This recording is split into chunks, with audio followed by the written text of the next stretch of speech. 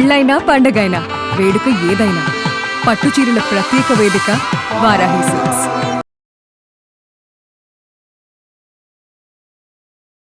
అమ్మా నమస్తే.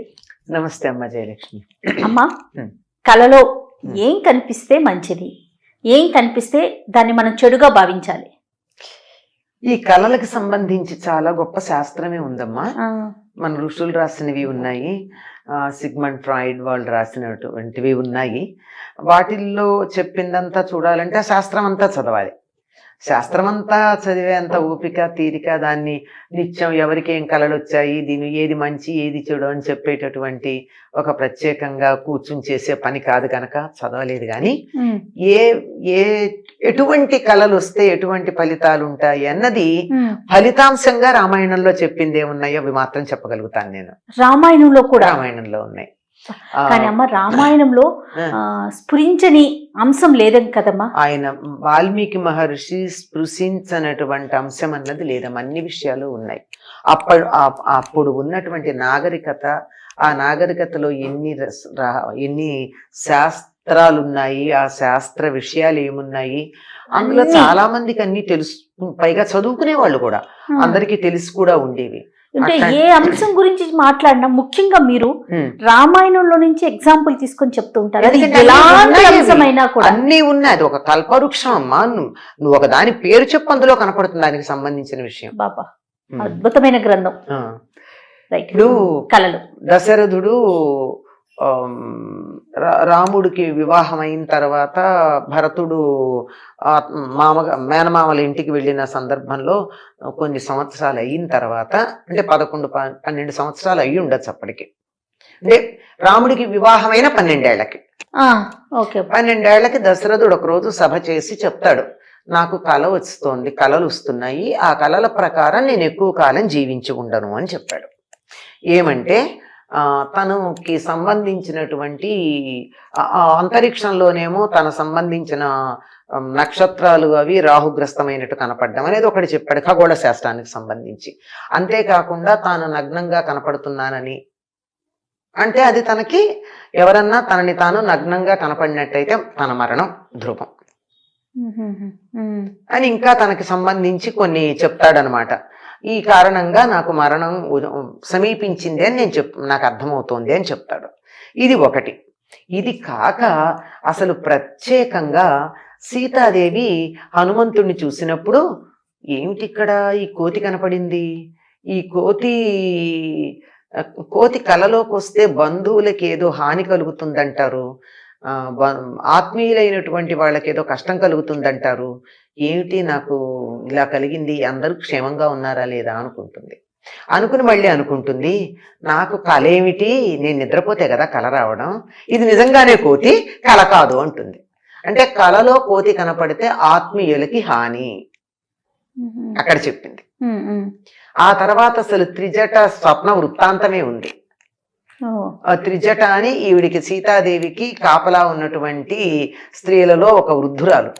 ఆవిడ అక్కడ కూర్చుని కాపలా కాస్తూ నిద్రపోయింది. కునికింది, ముసలిది కదా. దానికి 3 లెవెల్స్ లో కళ వచ్చింది. Continuity of sleep, of dreams. కళలు కంటిన్యూ అవడం కూడా ఉంది. ఇప్పుడు అది కూడా ఈ మధ్య దాని మీద కొన్ని పారాసైకాలజీలో ప్రయోగాలు చేస్తున్నారు. ఒక కళ వచ్చి, నాకు మంచి కళ వచ్చింది అనుకో, బాగుంది, ప్లెజెంట్. ఆ కళ అనుకోకుండా మెళుకు వచ్చి ఆగిపోయింది. ఆగిపోతే అది కంటిన్యూ కావాలి, అదే కళ కంటిన్యూ కావాలంటే దాన్ని కంటిన్యూ చేసుకునే ఒక టెక్నిక్ కూడా ఉందిట సైకాలజీలో. అద్భుతం కదమ్మా. అద్భుతమా? ఎందుకు వచ్చింది విషయం బాగుంది, కానీ అసలు కళ్ళే రాకుండా హాయిగా నిద్రపోతే ఎంత బాగుండు. అసలు అలా ఉంటుందా కదమ్మా? ఒక్కొక్క రోజు అసలు ఏం గుర్తుండదు, అసలు కళలు ఉండవమ్మా. కొంతమందికి విపరీతమైనటువంటి మానసికమైన కార్యక్రమాలు నడుస్తూ ఉన్నప్పుడు మాత్రమే, యాక్టివిటీ ఉంటే మాత్రమే కళలు వస్తాయి. లేకపోతే హాయిగా ఏదో ఏనుగులు తొక్కినా తెలియనట్టు, పిడుగుపడ్డా తెలియనట్టు పడుకున్నారంటారే, అట్లా పడుకోవడం అసలు నిజమైనటువంటి శారీరక మానసికమైనటువంటి అద్భుతమైన విశ్రాంతి లభ్యమవుతుంది దానికి. ఆవిడ చెప్తుంది 3 రకాల కళలు చెప్తుంది. ఒకటి ఏమిటంటే, రాముడు ముందు ఇది 1000 హంసలు మోస్తున్న పల్లకీలో వస్తున్నట్టు, ఉమ్, సీతాదేవి ఏమో చంద్రుణ్ణి సూర్యుణ్ణి ఇలా చేతులతో తడుముతున్నట్టు అట్లా. ఉమ్, అలాగే తెల్లని ఎద్దులు కట్టినటువంటి రథంలో వస్తున్నట్టు, ఆ తరువాత ఏనుగు మీద, తెల్లని ఏనుగు మీద వస్తున్నట్టు, ఆ, ఆ, ఇలా కళలు వచ్చాయి అంటుంది. అంటే 3 లెవెల్స్ ఈవిడికి వచ్చింది. ఈ 3 కూడా శుభం. తెల్లని వస్తువులు వస్తే శుభం, తెల్లని ఎడ్లు ఆ, ఆబోతులు అవి వస్తే శుభం, తెల్ల ఏనుగు వస్తే శుభం. ఈ హంసలు. తెల్ల హంసలు శుభం. ఈ తెల్ల ఏనుగు అన్నది మనకి బుద్ధుడి చరిత్రలో కూడా కనపడుతుంది. మాయాదేవికి తెల్లని ఏనుగు వచ్చి వైశాఖ పూర్ణిమ నాడు తనలో ప్రవేశించినట్టుగా కాలుస్తే ఆ తరువాత ఈయన పుట్టాడు, సిద్ధార్థుడు పుట్టాడు అని చెప్తారు. ఉమ్, ఉమ్, అంటే మహానుభావుడైనటువంటి వాళ్ళు. ఇది చాలా శుభప్రదమైనటువంటి కళలుగా వీటిని చెప్తారు. ఇది అయ్యాక రావణుడి పరిస్థితి కూడా ఆ త్రిజట కళల్లో వస్తుంది. ఉమ్, నూనె తాగుతున్నట్టు, జుట్టు విరబోసుకున్నట్టు, నల్లని స్త్రీ జుట్టు పట్టుకు ఈడ్చుకెడుతున్నట్టు, రథం మించి లాగితే తల్లకిందులుగా పడుతున్నట్టు, ఆ పడ్డవాడు వెళ్ళక్కడ ఆ మలం ఉన్నటువంటి గుంటలో పడ్డట్టు, అందులో పడ్డవాడు లేచి అలా నగ్నంగానే వికటాట్టహాసం చేసి పరిగెడుతున్నట్టు, ఉమ్, ఇలా చెప్తూ ఈయన అలాగే పరిగెత్తాడు. ఆ తర్వాత ఆయనకు ఇంద్రజిత్తు వీళ్ళందరూ తమ్ముళ్ళు వీళ్ళందరూ కూడా అట్లాగే ఒకళ్ళు మొసలినెక్కి వెళ్ళినట్టు, ఒకడు దున్నపోతునెక్కి వెళ్ళినట్టు, ఇట్లాంటి కళలు వచ్చాయి అని చెప్తుంది. ఇవన్నీ వాళ్ళ మరణాన్ని సూచించేవి అని స్పష్టంగా త్రిజట చెప్పింది. ఓ, దీన్ని బట్టి మనకి ఏవి వస్తే మంచిది, ఏవి వస్తే దాని చెడు అనేది ఆ తెలుస్తుంది. తర్వాత విభీషణుడు కనపడతాడు. ఆ, ఆ విభీషణుడు తెల్లని గొడుగు కింద తెల్లని ఏనుగునెక్కి ఊరేగెడుతున్నట్టు కనపడతాడు. అంటే అది చక్రవర్తి అవుతాడు అని ఆవిడే ఆ కళ యొక్క ఫలాన్ని చెప్పింది.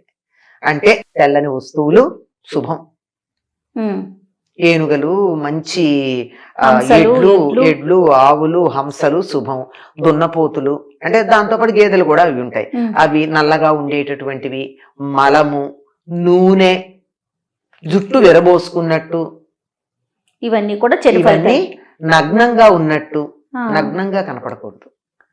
ఆహా. ఇలాంటివన్నీ మరణాన్ని సూచించేవి అని. కోతి కనపడితే బంధువుల్లో బంధువులకు ఆపద నాశం కదా, ఆపదలు కలుగుతాయని. ఇట్లాంటివి మనకి ఈ కళల తాలూకా ఫలాలు కూడా చెప్పడం జరిగింది కనుక ఇవి జరిగినవి. ఉమ్, అందువల్ల ఎటువంటి కళలు వస్తే బాగుంటుంది ఎటువంటివి అని. అయితే కళల గురించి చెప్పేటప్పుడు ఏం చెప్తారంటే, వైద్యులు చెప్పేది ఏమిటంటే మనం తిన్న ఆహారాన్ని బట్టి దానికి ఫలం ఉంటుంది అన్నారు కళలకి. ఉమ్, ఉమ్, ఉమ్, ఇప్పుడు స్వప్న శాస్త్రం గురించి చెప్పేటప్పుడు ఆరోగ్యకరంగా ఉన్నటువంటి వ్యక్తి సాయంకాలం భోజనం చేసిన తర్వాత 3 గంటల వ్యవధానం ఇచ్చి పడుకుంటే, ఉమ్, పడుకున్న తర్వాత చాలాసేపటి తర్వాత వచ్చేటటువంటి కళ కంటే రాత్రి 12, 3, 4 మధ్యలో వచ్చేటటువంటి కళలకే ఫలితం ఉంటుంది. ఉమ్, ఉమ్, ఉమ్. పడుకోగానే వచ్చింది, అవతల టీవీ పెడుతుంటే టీవీ సౌండ్ వినపడుతుండగా నాకు దానికి సంబంధించిన కళ వస్తే దానికి ఏం ఫలితం ఉండదు. ఓహో. గాఢంగా నిద్ర పట్టినప్పుడు వచ్చేది. ఉమ్, ఉమ్. అలా ఆ గాఢంగా నిద్ర పట్టకుండా వచ్చే వాటిల్లో కళలే ఉంటాయండి, కలవరింతలే ఉంటాయి. అంచేత వాటికి సగం సగం నిద్రలో వచ్చే వాటికి ఫలితాలు ఉండవు, ఆ, అట్లాంటివి ఉండవని చెప్పడం జరిగింది. ఆధునిక శాస్త్రజ్ఞులు చెప్పిన మాట నేను చెప్తున్నా, ఆ, ఇందాక రామాయణంది చెప్పిందే కాకుండా. తర్వాత బాగా గనక పీకల దాకా తిని ఎక్కువ సమయం ఇవ్వకుండా పడుకున్నారు అనుకోండి, ఎవరో గుండెల మీద ఎక్కి తొక్కుతున్నట్టుగా కాలొస్తుంది, అంటే ఊపిరి సరిగ్గా ఉండదు. ఉమ్, ఉమ్. ఇక చాలా కళలు మన ఆరోగ్యాన్ని బట్టే వస్తాయి. మనం తిన్న ఆహారం, ఆ, మనం అంతకు ముందు చేసినటువంటి పనులు, ఆ కళలకి ఫలితాలే ఉండేవి. వాళ్ళ పగలు జరిగిన సంఘటనలు రాత్రి కళలోకి వస్తే, వాటి కొనసాగింపు ఏదన్నా వస్తే దానికి ఫలితం లేదు. అంటే దాని గురించి మనం ఆలోచించాల్సిన అవసరం లేదు. ఆలోచించనిది ఏదైనా వచ్చినప్పుడు మాత్రమే దానికి ఫలితం ఉంటుంది. అది కూడా తెల్లవారుజామున 3:30, 4 ఆ మధ్యలో వచ్చింది తప్పనిసరిగా ఫలితం ఇస్తుంది. కొద్ది రోజుల దాన్ని సమయాన్ని బట్టి, వచ్చిన దాన్ని బట్టి, మన పరిస్థితిని బట్టి 6 నెలల్లో ఫలితం వస్తుందా, 3 నెలల్లో ఫలితం వస్తుందా, దానికి లెక్కలు కూడా చెప్తారు. 3 రోజులు కావచ్చు, 3 నెలలు కావచ్చు, 3 సంవత్సరాలు కావచ్చు ఫలితానికని. స్వప్నాల వెనుక ఇంత చాలా ఇది వెనక చాలా ఉంది. వెనకది చెప్పట్లా, నేను ఊరికే ఉన్నది పై పైన ఉన్నది చెప్తున్నాను. చాలా పెద్ద శాస్త్రం స్వప్న శాస్త్రం కూడా. మనకు తెలిసినంత వరకు ఉన్న మనకి సమాచారం. తెలిసినంత వరకు ఇది సమాచారం. పాములు బాగా కలలోకి వస్తున్నాయి అంటే ఏవో కోరికలు తీరలేదు అని అర్థం. అందులోనూ ప్రధానంగా కామ సంబంధమైన కోరికలు తీరినప్పుడే పాములు కలలోకి వస్తాయట. ఓహో. ఇలాంటివి ఉన్నాయి, ఓకే ఓకే. చాలా విషయాలు ఉన్నాయమ్మా అయితే. చాలా ఉన్నాయి. అంటే మనకు వచ్చే కళను బట్టి నిర్ణయించుకోవాలి. నిర్ణయించుకోవాలి. రైట్ అమ్మా, నమస్తే.